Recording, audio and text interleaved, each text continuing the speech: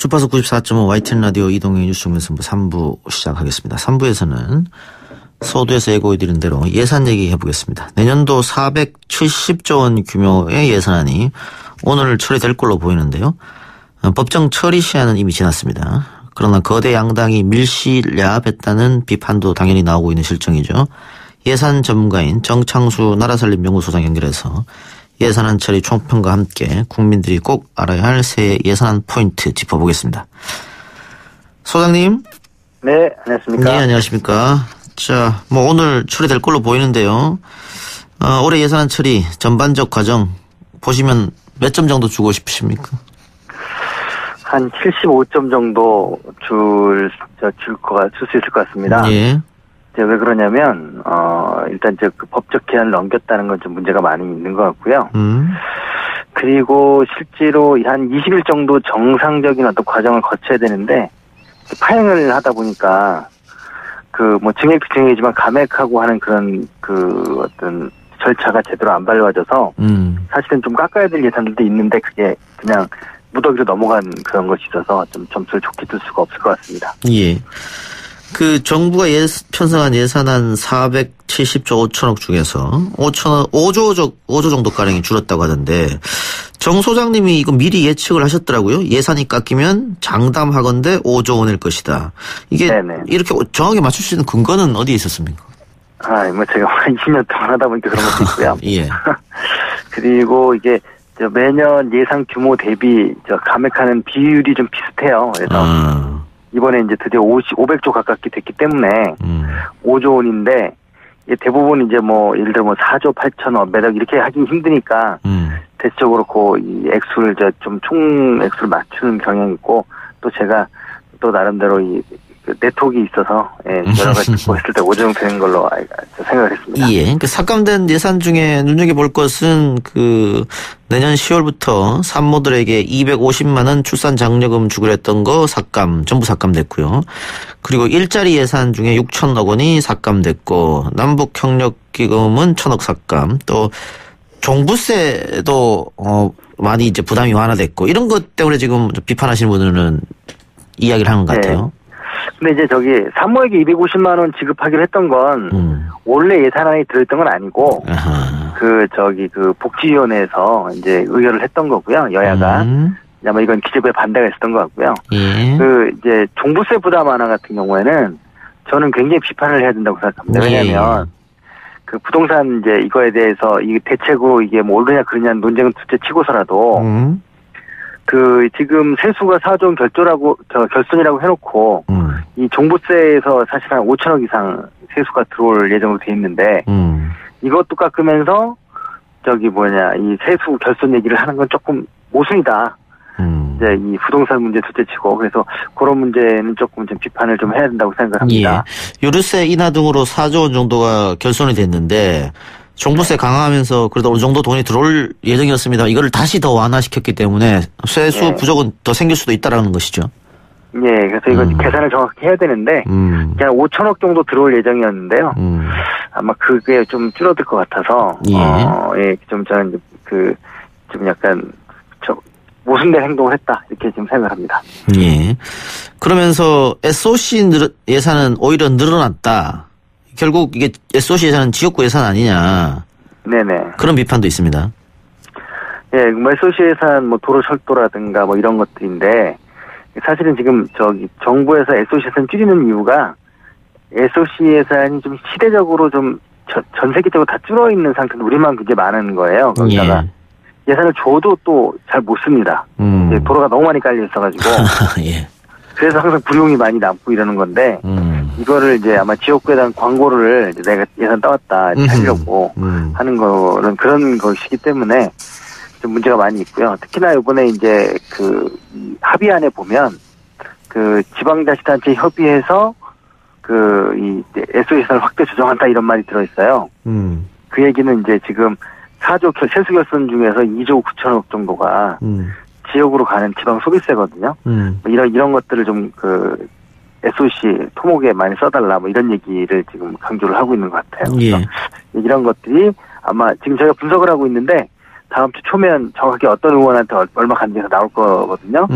예, 그렇게 되면 아마 실세 의원이 얼마 가져가는지 분석이 될 것 같습니다. 예. 문재인 정부 출범하면서도 계속 SOC 예산은 줄이겠다 이렇게 주장했던 거 아닙니까? 네, 그렇습니다. 예, 그런데 이번에는 또 이뤄놨다는 거. 예. 저개발 시대에는 SOC 예산이 당연히 많이 필요한데, 예. 주로 이제 선진국들은 SOC 예산을 거의 쓰지 않거든요. 왜냐하면 기존 걸 잘 유지 관리하고 이런 게 중요한 거니까. 근데 아직도 이제 우리는 그런 거에 좀 매달려 있고, 그러면 주민들이 표를 준다고 착각을 하고 있는 것 같아요. 그런 건 착각이라고 생각합니다. 주민들 그렇지 않은데. 예. 어쨌든 문정부에서 그렇기 때문에 생활 SOC란 이야기도 했었는데. 네네네. 이번엔 어떤 SOC 예산 좀 늘어났고요. 이렇게 예산안 심의나 할 때마다 의원들 쪽지 예산도 들어가잖아요. 네네. 그 쪽지 예산은 어떻게 오늘 막 나오기 시작하는 겁니까? 그러니까 지금 이제 그 수정안이 정확하게 아직 발표가 안 돼 있어요. 그냥 언론에 나오는 몇 가지 사례들만 나와 있기 때문에 이제 알 수 없지만 제가 이제 계속 매년 모니터를 해보는 이제 그런 걸 보면 이제 실세 의원들 중심으로 많이 돼 있고요. 그나마 좀 진짜 나아진 거는 예결위 회의를 할 때 언급이 안 된 사업이 새로 들어오는 경우는 거의 없습니다, 이제는. 밀실내에서 하는 건 뭐냐면, 들어와 있던 예산을 사이즈를 크게 늘리는 것, 뭐 이런 것들을 요즘 많이 합니다. 그래서 옛날 같이 생각하는 의미의 쪽지 예산은 없고, 대신 이제 들어온 예산을 어떻게 늘리느냐 하는 어떤 사이즈 조절, 뭐 이런 식의 쪽지가 지금 많이 있습니다. 아예 없던 예산을 집어넣고 내리지는 못하는 건가 보죠? 예, 그런데 이제 관례가 이제 그렇게까지는 이제 우리나라도 뭐 계속 욕을 먹긴 하지만 조금씩 나아지고 있죠. 나아졌던 이유 중에 하나가 이 소위원회 회의록을 공개했기 때문에 그런 측면도 있습니다. 예. 그리고 정부 원안에서 늘었던 예산은 지금 보면 아동수당 확대하는 거 하고요. 예전에는 90%까지만 줬는데 이번에 100% 다시 주겠다. 이런 걸 것 같고. 그리고 고용보험 구직급여 지급 수준을 상향 조정하겠다. 그다음에 사회간접자본 SOC 예산 증액. 국회의원 세비 인상. 이 마지막 부분 때문에 국민들이 조금 분노하는 것 같던데요. 예, 그렇습니다. 좀 정말 이거는 국민들이 분노할 만하고요. 무슨 차관급보다 뭐 적다 뭐 이런 얘기를 하는데. 국회 사무처가 해명을 그렇게 했죠. 네. 근데 사실 이게 다른 나라랑 비교를 해야 되거든요. 대부분의 나라의 특성이 뭐냐면 특혜는 줄이고 의원은 늘린다가 대부분 나라의 그렇죠. 특성이에요. 예. 그래서 저는 제 생각에는 저는 의원은 늘어야 된다고 생각합니다. 왜냐하면 의원이 늘어야 좀 견제 기능이 많이 살아나기 때문인데 예. 특혜는 한 반 내지는 4분의 1로 줄여도 충분히 국회의 역할을 할 수 있다 이렇게 생각을 하고 직접 보좌진이 많이 있는 것보다는 좀 지원하는 기관의 역할이 커지는 게 더 필요하다 이런 생각을 합니다. 예. 지금 언론 보도 보면 1년에 2천만 원 정도 올라간다. 국회의원들. 이런 얘기가 있던데 이거는 단순히 월급만 2천만 원 올라간다는 얘기는 아니죠? 그렇죠. 이제 여러 가지 이제 그걸 종합해서 그렇게 되는 건데 이미 지금 지급되는 굉장히 액수가 크거든요. 9명의 인건비 둘째 치고서라도 평균 이제 1,000만 원 이상씩 한 달에 이제 받고 있기 때문에 저희 다 짜잘하게 많아요. 무슨 위류세, 유류비부터 시작해서. 그렇죠. 예.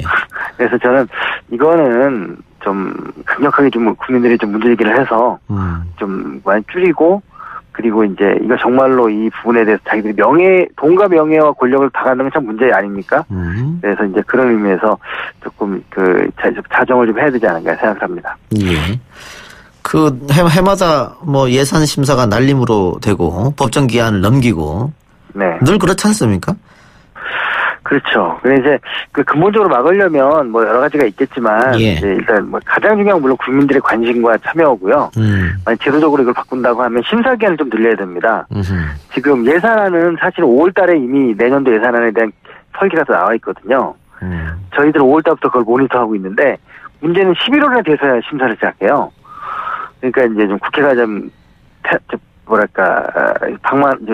긴장을 안 하고 있다는 측면도 있고. 그래서 국정감사를 아예 정기국회 전에 하자 이런 주장도 있습니다. 그리고 또 하나는 예결위 상임위화가 필요합니다. 예결위원들이 매년 바뀌니까 너무 전문성이 떨어져요. 그래서 그런 예결위 상임위화도 필요하고 일부에서는 옴부즈만 제도도 지금 주장을 하고 있습니다. 예. 이번 예산이 470조가 훌쩍 넘었기 때문에 500조 가깝기 때문에 슈퍼 예산이다 이렇게 얘기하잖아요. 네네. 그럼에도 불구하고 예년과 다른 건 없었죠? 지금 심의하고 이렇게 하는데.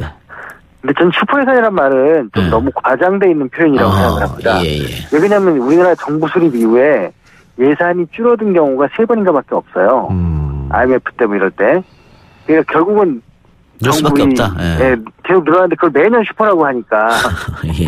그거는 좀 과장된 거고 다만 문제는 오히려 슈퍼에 있는 게 아니라 예산이 변화되지 않는다는 거예요. 하던 것만 계속 한다. 그래서 그러면 새로운 시대에 필요한 건 늘려야 되잖아요. 그리고 예. 새로운 시대에 필요 없는 건 줄여야 되는데 그런 거 없이 그냥 관료적으로 점증적으로 계속 늘어나는 게 이게 문제라고 생각합니다. 그럴 수도 있겠네요. 그 4조 원 세수 결손 문제 때문에 자유한국당이 굉장히 문제 제기를 크게 했었잖아요. 네. 근데 두 당이 이렇게 또 우리가 언제 싸웠냐 싶은 것처럼 합의를 해버렸단 말입니다. 이 세수 결손이 뭐라고 이렇게 크게 이야기했다가 또 아무것도 아닌 것처럼 얘기하고 또 그럽니까?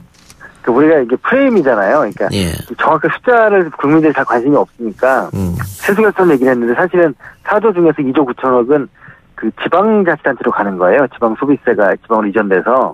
그러니까 사실 줄어드는 건 아니죠.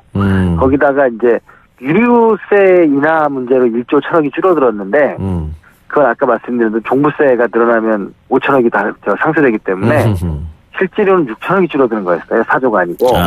근데 국민들은 4조가 정말 줄어들었나 보다 이런 생각을 하셨던 거고 또 하나는 이미 올해에 그 20조 넘는 초과세수가 있어요. 예.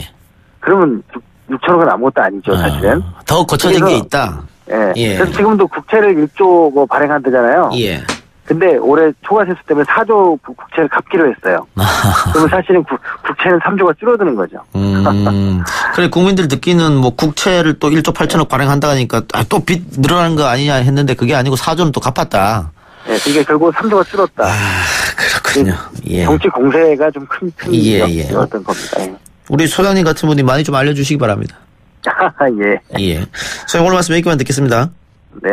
예, 감사합니다. 지금까지 정창수 나라살림 연구 소장이었습니다.